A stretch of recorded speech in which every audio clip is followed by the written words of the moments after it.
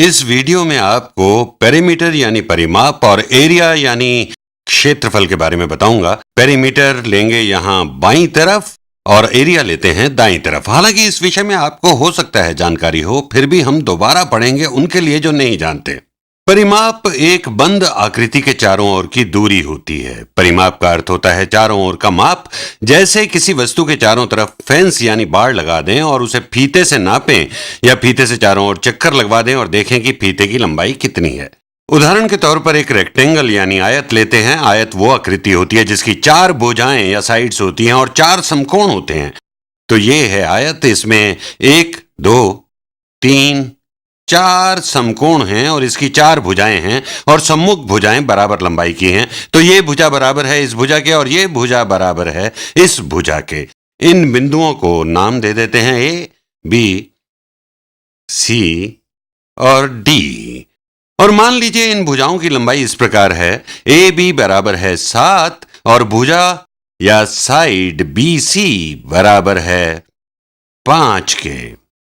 अब हमें परिमाप ज्ञात करना है आयत ए बी सी डी का। लिख लेते हैं परिमाप perimeter of rectangle A B C D बराबर है इन भुजाओं की लंबाई के योग यानी सम के। मान लीजिए ये एक जमीन का टुकड़ा है और चारों तरफ इसके एक तार लगानी है।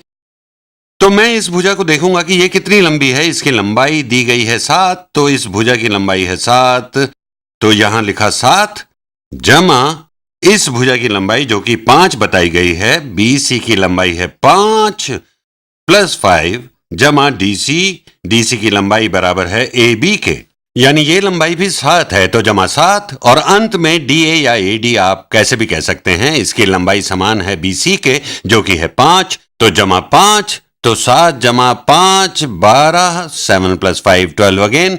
तो परिमाप यानी पेरीमीटर हुआ 24 यानी 24।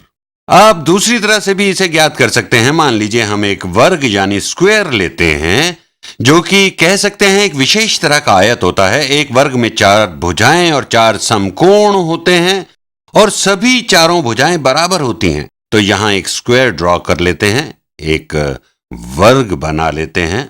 मेरी पूरी कोशिश है। यह है ए बी सी और डी, तो ये है स्क्वायर यानी वर्ग। और मान लीजिए इसका परिमाप है या it has a perimeter of 36, perimeter of 36। तो अब भुजाओं की लंबाई ज्ञात कीजिए। सभी भुजाओं की लंबाई बराबर है। मान लीजिए लंबाई है x, AB है x, तो BC भी x है, DC भी x है और AD भी x है। सभी भुजाएं सर्वांग सम यानी कॉन्ग्रुएंट हैं। सभी रेखाखंड संगामी हैं। इन सभी का माप बराबर है x। तो यदि अब हमें परिमाप ज्ञात करना है तो वो है x जमा x जमा x जमा x या 4x। मैं इसे यहां लिखता हूं x plus x plus x plus x जो बराबर है 4x के और ये बराबर है 36 के। ये हमारे प्रश्न में बताया गया है। इसे हल करते हैं। 4 गुणा x बराबर है 36।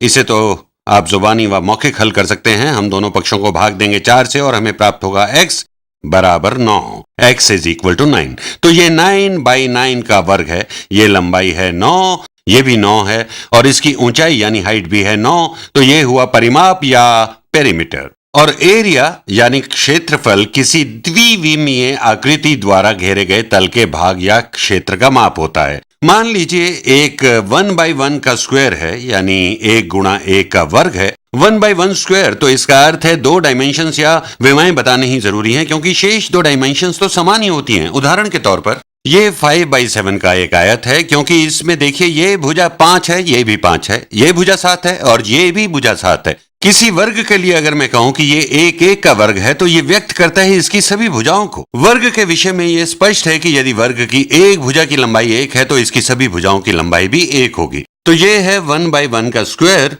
तो किसी आकृति का क्षेत्रफल आप ऐसे निकाल सकते हैं कि कितने 1/1 के स्क्वायर इसमें समा सकेंगे। उदाहरण के लिए हम एक बार फिर इसी आयत को लेते हैं।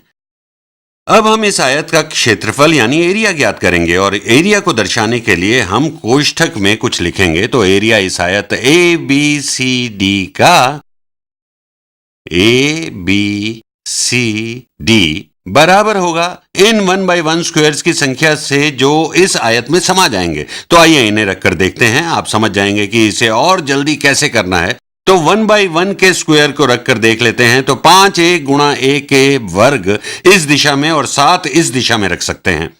देखिए ये हो गया 1 2 3 4 5 6 और ये 7 1 2 3 4 5 6 7।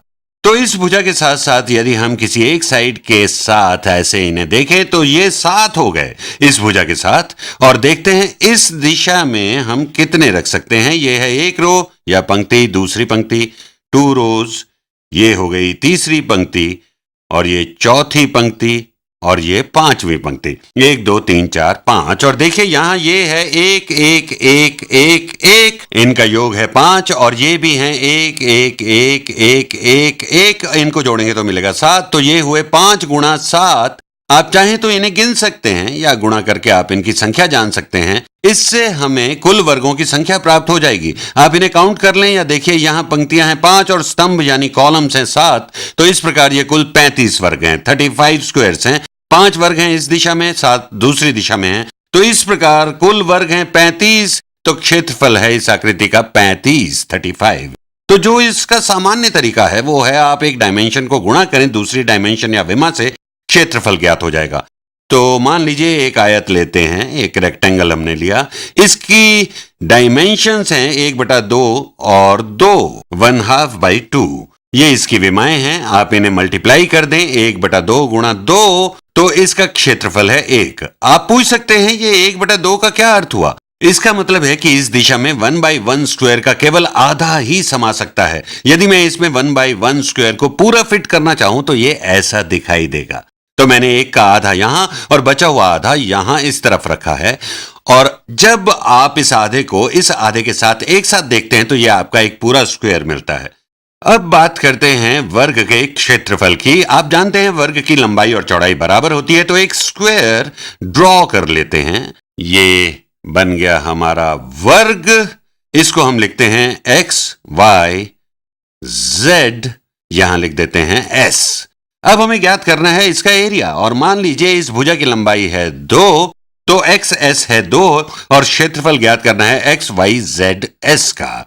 तो यहां ब्रैकेट्स यानी कोष्ठक लगाते हैं जो दर्शाता है एरिया इस बहुभुज का, पॉलीगन का, जो एक वर्ग है। हमें मालूम है इसकी चारों भुजाएं बराबर हैं। ये एक तरह का विशेष आयत है, तो हम इसकी लंबाई और चौड़ाई को परस्पर गुणा कर सकते हैं। हम जानते हैं ये दोनों समान हैं। यदि ये 2 है तो ये भी 2 होगी। तो हमें 2 गुणा 2 करना है, या चाहें तो इसका वर्ग ले लें। शब्द स्क्वायर्ड या वर्ग यहीं से लिया गया है। किसी संख्या का वर्ग निकालना तो 2 गुणा 2, 2 टाइम्स 2 या 2 स्क्वायर्ड, यहीं से यह शब्द आया है वर्ग का क्षेत्रफल निकालने के लिए, जो बराबर है 4 के।